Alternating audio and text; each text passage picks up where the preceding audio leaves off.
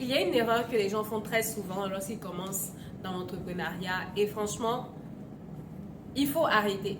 Bon, je dis il faut arrêter, pourtant moi-même je commets la même erreur presque tout le temps, tout le temps. Donc franchement, pardonnez-moi, on est tous dedans, mais bon, arrivé un moment, il va falloir choisir ce qu'on veut faire pour être plus performant, pour aller chercher ou fait obtenir les résultats que l'on veut.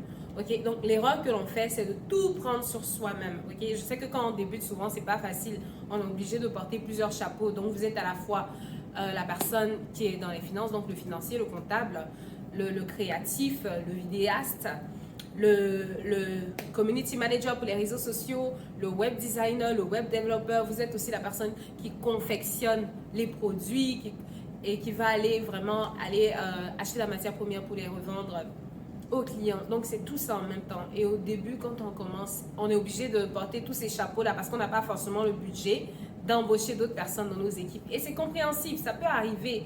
Donc on va le faire jusqu'à temps qu'on puisse avoir assez ou générer assez de revenus pour être à son meilleur. Et ça, c'est compréhensif. Mais vous n'êtes pas seul. Ok? Vous n'êtes pas seul. Parce qu'à force de dissiper vos capacités, à force de dissiper au fait vos champs d'action, ce pourquoi même vous avez commencé dans le business devient restreint et vous n'êtes plus à 100% sur ce fait-là. Et si pour vous, le business consistait à confectionner des produits ou bien à rendre du service, donner des services de consultation ou des services d'entrevue à des gens, vous n'allez pas pouvoir le faire parce que vous aurez dédié au fait un certain pourcentage de votre temps sur des trucs administratifs que vous auriez pu déléguer. Ok, donc ici effectivement on parle de la délégation. Ok, vous n'êtes pas obligé de tout faire en même temps, même si vous avez un petit budget. Regardez dans votre ville, dans votre région, s'il y a des organismes à but non lucratif qui offrent ce genre de service là d'administration, ok, qui peut vous aider ou qui peut vous recommander des entités, des entreprises qui pourront vous aider à moindre coût à aller de l'avant. Ok, donc quand vous commencez, vous n'êtes pas seul. Donc ne mettez pas ça dans votre tête ou ne vous dites pas ok, j'ai pas d'argent pour embaucher un marketeur, j'ai pas d'argent pour embaucher un web développeur, j'ai pas d'argent pour embaucher un stagiaire, j'ai pas d'argent. Non, allez chercher les options. Ok, vous pouvez même construire ou commencer votre entreprise de façon gratuite. Ok, bon, là c'est un peu, je suis allée un peu loin, mais c'est pour dire que vous pouvez effectivement aller avoir recours à des organismes comme le CESOC, le SEO, le MOFIF pour aller chercher des abonnements.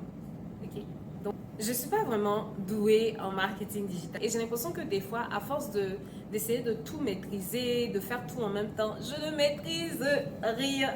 Et ça, c'est vraiment pas génial au fait. Donc, ne faites pas comme moi.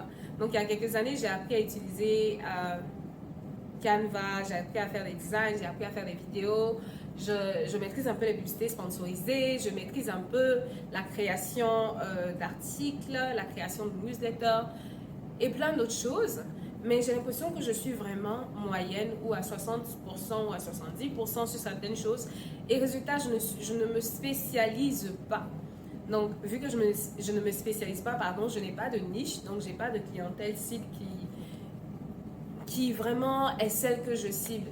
Et pourtant, c'est vraiment important de cibler au fait des entreprises, de cibler un marché et d'utiliser ce marché-là vraiment pour aller faire grandir son entreprise, ok? Donc, je cible un peu tout le monde et ça, c'est vraiment quelque chose qui peut causer sa perte lorsqu'on commence en business. On ne veut pas cibler tout le monde. On veut juste cibler deux ou trois catégories dans le marché pour pouvoir générer le plus de ventes possible. Donc, est-ce que vous faites comme moi? Ne faites pas comme moi.